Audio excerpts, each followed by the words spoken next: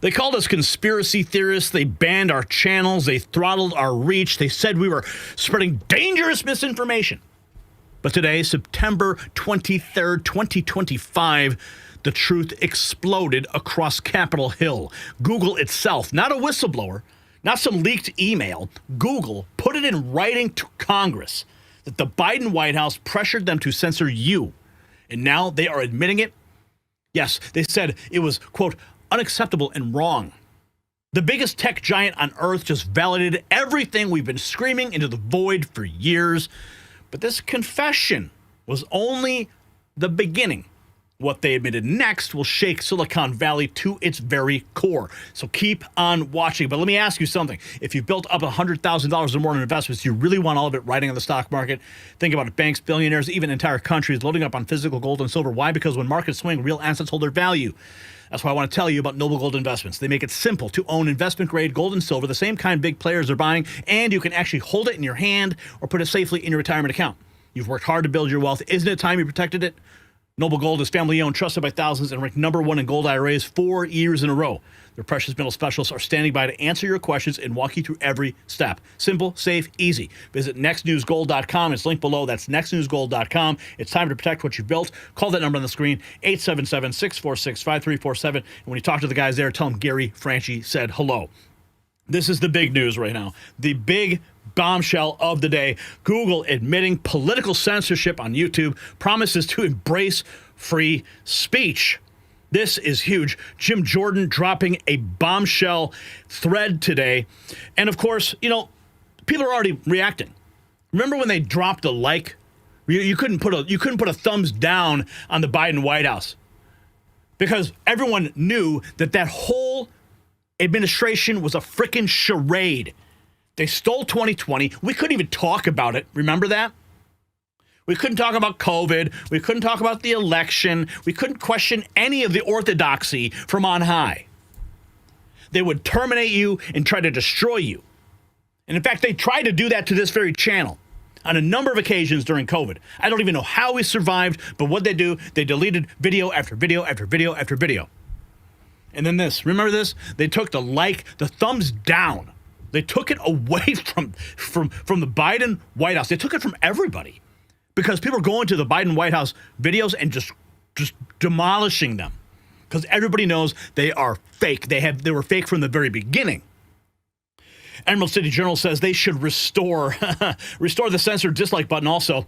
It was removed during the Biden administration to improve their appearance all around censorship by Google and YouTube. They were getting smashed. Remember this? Here is the former CEO of YouTube, who has now passed away, Susan Wojcicki, who said, we removed over 1 million videos associated with COVID, and we did an event with the Biden administration, including President Biden himself and Fauci.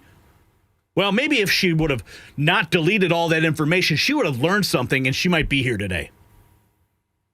When it comes to vaccines, vaccine hesitancy, videos that cause a public health risk, where do you want to see YouTube do better? Well, first of all, we've taken responsibility very seriously. It's been one of my top priorities, and with regard to COVID and with regard to vaccines, that has been a top priority for us. And we have a number of different ways that we address that. So first of all, we want to make sure that if there's information that violates our policies, we came up with 10 different policies around COVID. Then if that's a violation of policies, then that's something that we'll remove. We removed over 1 million videos associated with COVID. Have you talked to the Biden administration at all about vaccine hesitancy or vaccine? We removed over 1 million videos. Over 1 million videos. Imagine how many lives could have been saved. How many people would still be on this planet today with their family members if that information got out and people could make informed decisions for themselves instead of having to kneel before Dr. Fauci? Oh, we made a mistake. We were sending a letter to Jim Jordan. Don't worry, everyone's going to be allowed to come back. Yeah, everyone who said something naughty, they can come back now. Does that mean Alex Jones can finally come back to YouTube? I did send a message to Google. I asked them. I sent the press office. We are a credentialed member of the White House press corps, after all. No response. Will you reinstate Alex Jones' full back library? What's going to happen? I contacted Alex's team today and I said, what are you guys going to do? I'm going to message Google. I'm going to find out. Rob Dew messaged me back. He says, we are going to go ahead and create a new channel. Let's see how long that lasts. Let's see how long this letter that they sent to Jim Jordan is going to hold. Remember what they did to us? Remember what YouTube did to us? They kneecapped us right before the election. They tried to bankrupt us and destroy us. It took Zach Voorhees, a Google whistleblower, testifying before the Texas Senate Committee on State Affairs to put pressure onto Google so that we could get our monetization back so we could survive. That's what it took. It took state leverage when they sent that letter, that demand letter to Google to find out what happened to this channel. He testified. Remember this? News ranking. Let's talk about news ranking. News sites that supported Democrats were ranked with the highest quality and trustworthiness. Here's a partial list. Wall Street Journal, 8.53. CBS News, 6.57. CNN, 6.0. Fox News, 5.2. Russia Today, 4.57. The Young Turks, 2.53. Alex Jones Network, negative 1.56. At the bottom of the list is Next News Network at negative 3.35. Let me reiterate, the foreign propaganda outlet Russia Today was scored 7 points higher than the Next News Network, one of the top YouTube news networks in America. Since my disclosure, Next News Network has been permanently demonetized and will soon be bankrupted. These sound more like the actions we'd expect from a Russian propaganda complex. But shockingly, it's the actions of Google. It's the actions of Zach Voorhees and the Texas Senate that brought us back from the dead when they subpoenaed Google. And of course, separate tracks going on in the background with the House Oversight Committee. Jim Jordan working tirelessly. And everyone complains. There's never any accountability. Nothing ever happens in these committees. Well, guess what? Something finally freaking happened, folks. Google admits Biden officials pressed YouTube on censorship. Google revealed in a letter to Congress that Biden administration officials pressured YouTube to remove non-violative COVID-19 and election content. The company called the interference unacceptable and now allows banned creators to apply for reinstatement. That's fascism. Google admits Google to reinstate YouTube accounts banned for repeated violations of COVID-19 content. Okay, are you going to reinstate all my videos now? All the videos you deleted? The one video that went worldwide and started to turn the tide against Dr. frickin' Fauci? 17 million views.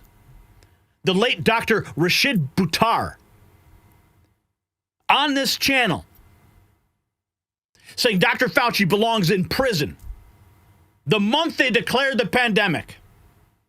The only news outlet that was brave enough to push back on the narrative when all the other conservative outlets were sitting there giving Dr. Fauci massages in back rooms because they were too afraid to go against the narrative. We pushed back on that, and that video got deleted, but not before it went super mega viral. 17 million views worldwide, translated into dozens of languages, re-uploaded 3,500 times. Oh, yes, and we continued to interview more people, and more people, and more people, and then, like dominoes, boom, delete, boom, delete, boom, delete, boom, delete, one after another. If those videos had stayed online, how many lives would have been saved? Think about that. The blood on their hands. Health Ranger writes, Google, YouTube selective censorship and election interference was treason against America. Their executives should be arrested and prosecuted for treason, not just given a chance to stop committing the treason and get away with everything they've done. Sean Davis, Google owes us all damages for what their censorship cost us. oh, quick, we're sorry now that we're in trouble isn't going to cut it. Their censorship cost us millions. YouTube confesses Mike Benz cyber. Google just admitted it bent to Biden's censorship demands, then offered amnesty to banned accounts. But remember, when they can't silence you, online history shows they will try. They try with a bullet, and Charlie Kirk paid that price. We'll get to Benz's remarks in a minute. But let's take a look at the thread that was posted by Jim Jordan. Due to our oversight efforts, God bless you, Jim Jordan. Due to our oversight efforts, Google commits to offer all creators previously kicked off YouTube due to political speech violations to return to the platform. But that's not all. But wait, there's more. This is the letter from the Google attorney at King and Spalding, delivered September 23rd by electronic mail to the Honorable Jim Jordan. Dear Chairman Jordan, this statement of facts is submitted on behalf of our client Alphabet and its subsidiary YouTube, collectively Alphabet, or the company, in response to subpoenas issued by the House Committee on the Judiciary on February 15th, 2023, and March 6th, 2025. February 13th, 2023. That's how long this battle has been raging. Subpoenas submitted February 15th, 2023. It's a 4-page letter. I'll go ahead and retweet this if you want to read it, but let's dig into the thread. This is Jim Jordan writing. YouTube also admits the Biden administration censorship pressure was unacceptable and wrong. YouTube also confirms that the Biden administration wanted Americans censored for speech that did not violate YouTube's policies. YouTube details when YouTube began rolling back its censorship policies on political speech after Judiciary GOP began its investigation. YouTube states that public debate should never come at the expense of relying on authorities and promises to never use third-party fact-checkers and warns that Europe's censorship laws target American companies and threaten American speech. Jim Jordan says over the past few years, we have uncovered massive scandals relating to big tech censorship. And look at this, July 27th, 2023, quote tweeting himself, revealing the Facebook files. The smoking gun documents prove Facebook censored Americans because of Biden White House pressure. July of 23.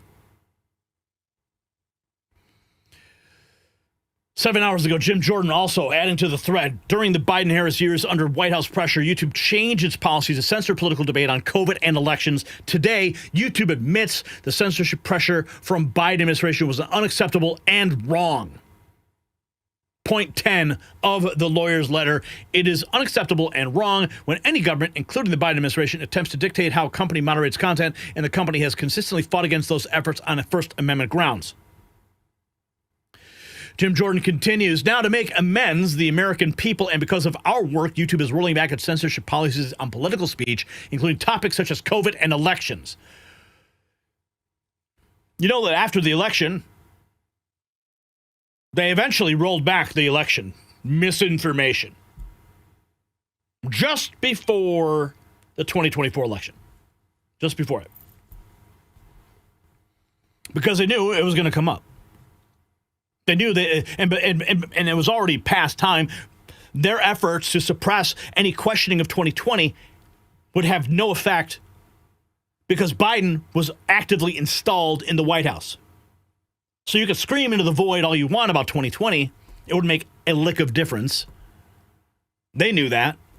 So they said, fine, you can question the election now. How convenient. We're getting community guideline strikes right after January because of a video that Elijah Schaffer presented on this channel that featured Newt Gingrich questioning the election. We had to scrub all of our election content after they stole it. We had to scrub it all. We were on that case like a fly on shit. We were. Rudy Giuliani, all the committee hearings all across the country. We were tracking it. We were reporting it. We were pushing back. They said you could only question it up until January 20th. That's what they said. But then January 6th happened. They moved the goalposts. January 7th. Nope. You can no longer question the election. Yeah. And we had content that was still up. Boom, strike, boom, strike. Try living in that world. Oh, man. So what does that mean, Jim Jordan writes? Whether you were an established YouTube presence with a massive following like Dan Bongino or Alex Jones, or just were starting out to express political views there, you will have an opportunity to come back onto the platform. And if you were censored for engaging in political speech, point 23 of the lawyer's letter, the company terminated channels for repeatedly violating its community guidelines on election integrity content through 2023 and COVID-19 content through 2024. Today, YouTube's community guidelines allow for a wider range of content regarding COVID-19 and election integrity. Reflecting the company's commitment to free expression, YouTube will provide an opportunity for all creators to rejoin the platform if the company terminated their channels for repeated violations of COVID-19 and election integrity policies that are no longer in effect. What about the damages to those channels?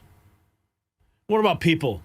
YouTube says, come to our platform, build a YouTube channel. You can make money on YouTube. You can become a YouTube partner. And people aspire to that. They build a business, a model around that. An opportunity to have free speech, advertisement selected and placed on your channel, and then boom, policies change and you are nuked. If it wasn't for our own viewers coming to our aid during our time of need, we would not be here today. And by the grace of God Almighty, we would not be here today.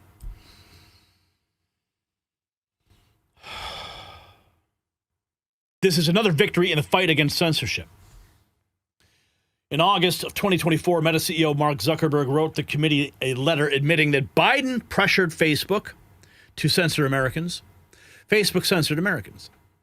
Facebook throttled the Hunter Biden laptop story. Yes, they did. And even as Meta admitted the Biden-Harris censorship was wrong, others in big tech were reluctant to go on the record. Now Google is acknowledging for the first time that it too faced censorship pressure from the Biden White House, and that pressure was unacceptable and wrong. Points 8, 9, and 10 of the letter.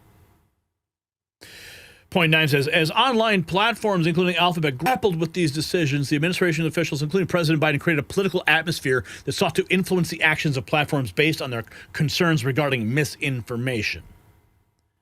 And Google, what are you afraid of? You couldn't push back? You couldn't push back and fight for your creators? Instead, you decided to destroy everybody? And bend the knee to a fake administration? Point 10, it's unacceptable and wrong when any government, including the Biden administration, attempts to dictate how the company moderates content, and the company consistently fought against those efforts on First Amendment ground. Point 8, senior Biden administration officials, including White House officials, conducted repeated and sustained outreach to Alphabet and pressed the company regarding certain user-generated content related to COVID-19 pandemic that did not violate its policies. While the company continued to develop and enforce its policies independently, Biden administration officials continued to press the company to remove non-volative user-generated content. But that's not all. Jim Jordan writes, YouTube is making changes to its platform to prevent future censorship. We'll see how long that lasts. They move the goalposts all the time. like people ask me what it's like to be a creator, a reporter, an influencer, whatever you want to call me, on YouTube with millions of followers, what it's like. I say it's like walking through a minefield every day. That's what it's like. waking up every morning, looking at your phone to see if you have been deleted every single freaking morning. That's what it's like. It's like living in constant state of terror. Why? Because you speak? What they do to Charlie for speaking? Permanent termination. God rest his soul. YouTube now, they write here, Jim Jordan says, YouTube is committing to the American people that will never use outside so-called fact checkers to censor speech. What about in-house fact checkers? You ever see a little label that's underneath a video? You talk about the New World Order. You talk about climate scam.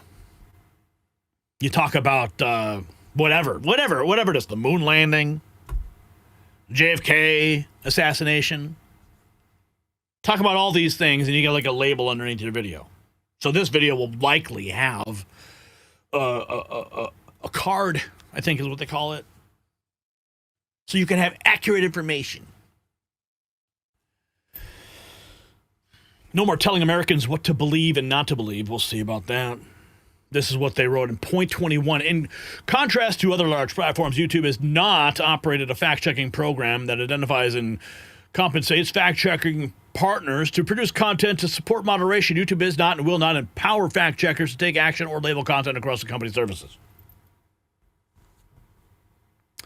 YouTube apparently also going to try out community notes, Jim Jordan writes, noting that Elon Musk was ahead of the curve. Meta following suit, and now YouTube. Well, that's going to be an interesting experiment. Community notes under YouTube videos now? I mean, have you ever seen the community notes on X? Oh, sometimes they're just outrageous. They're just abused. It's abused by people.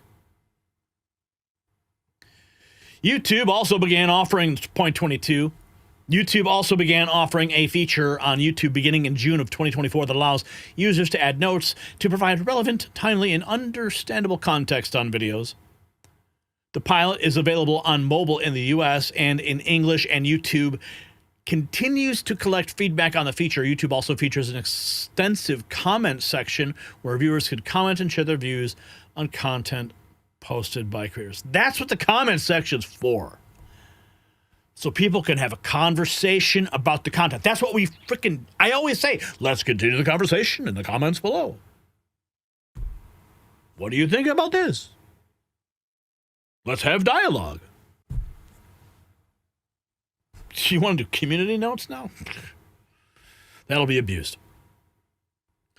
Jim Jordan writes, and YouTube confirms Europe is targeting American speech and innovation. Here it admits that European social media laws place a disproportionate regulatory burden on American companies. He continues that YouTube warns that Europe could force companies to remove lawful social media content and could risk freedom of expression within and outside of the EU. He says that's right, Europe wants to censor your online speech, even if you're not in Europe. Jim Jordan says Google and YouTube credit the Judiciary GOP for bringing transparency of and accountability for big tech's censorship. We will continue to hold big tech accountable. The entire letter published in this thread. He closes by saying all of the above are massive wins for the American people, the First Amendment and freedom. We won't stop fighting to protect free speech. And of course, everyone commenting underneath, who do I contact? My channel got demonetized in President Trump's speech. Without our commentary is all raw footage of events January 6th. Ulia Scootercaster. They do great work. Brian Rose. Hey, Jim Jordan, thank you for the hard work you've done bringing this issue to light. Our 2.4 million subscriber YouTube channel of 12 years was deplatformed 2 years ago due to COVID-related medical misinformation. How do we get replatformed?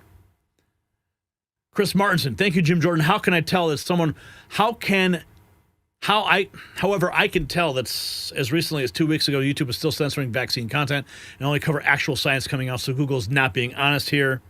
Zach Voorhees, the hero of the day for this channel, says, congratulations to all. You deserve it. Making content on a regular schedule is unbelievably hard. Making content with the jackboot of the state resting on your neck is flirting with self-destruction. Today, it appears the jackboot is no more. Zach Voorhees, that's the guy who testified in the Texas Senate. Those clips I played for you at the beginning. Everybody is talking about what's going to happen. What's Mr. Reagan saying here? Now they must end their borderline content policy and other types of algorithmic suppression. This is not over. Alex Jones has 1 billion views on YouTube when they shut down his channel. What legal consequences will Google face? Taylor Hanson, total victory. Restore monetization as well. Myron Gaines, big effing W. YouTube has been censoring us for years while they restore monetization to demonetize creators. Demonetization is a huge form of censorship. Elijah Safer weighing in. Dear Jim Jordan, my YouTube account was demonetized and flagged, shadow banned at 500,000 subs for my honest reporting on January 6th, in which I documented that it appeared to be an inside job. I was working for Blaze TV at the time with an official press license. Luke Rutkowski, YouTube deleted a bunch of my videos anyway. Someone can help get them back. Me too. Guys, this is huge. This is a huge freaking win. Let's listen in real quick here and see the remarks from Mike Benz talking with Jack Posobiec. In the lawsuit. We got huge news out of YouTube just a few hours ago. Oh, it's absolutely massive. So there's several things. Google just had its Mark Zuckerberg moment. If folks remember, after the Supreme Court case that Coney Barrett threw out effectively on standing grounds, arguing that effectively that there was insufficient evidence of government coercion of the platforms to censor the specific individuals in the lawsuit because of the thousands of people that the Biden government told to censor. The exact plaintiffs were not named by the Biden administration. The Biden administration simply told them, take down everyone who's a critic of COVID, take down anyone who questions election voting machines, and those people got swept up in it. After that, Mark Zuckerberg wrote this letter in 2024 to Jim Jordan's House Judiciary Committee, confessing and saying, yes, actually, we did do this because of government coercion. We only did this because of government coercion. Jim Jordan, who deserves all the credit in the world for this, by the way, as the head of the weaponization subcommittee in the House Judiciary Committee, has been on big tech companies like white on rice for 3 years now, and these efforts are paying enormous dividends. In what the House Judiciary Committee has been doing has been subpoenaing the tech companies for their version of the Twitter files. We got the Google files, the Facebook files, and the like, and they all showed government coercion on this. And what Google has done is they have confessed, just like Mark Zuckerberg did, to take having the terms of service policies they did because of pressure from the Biden government.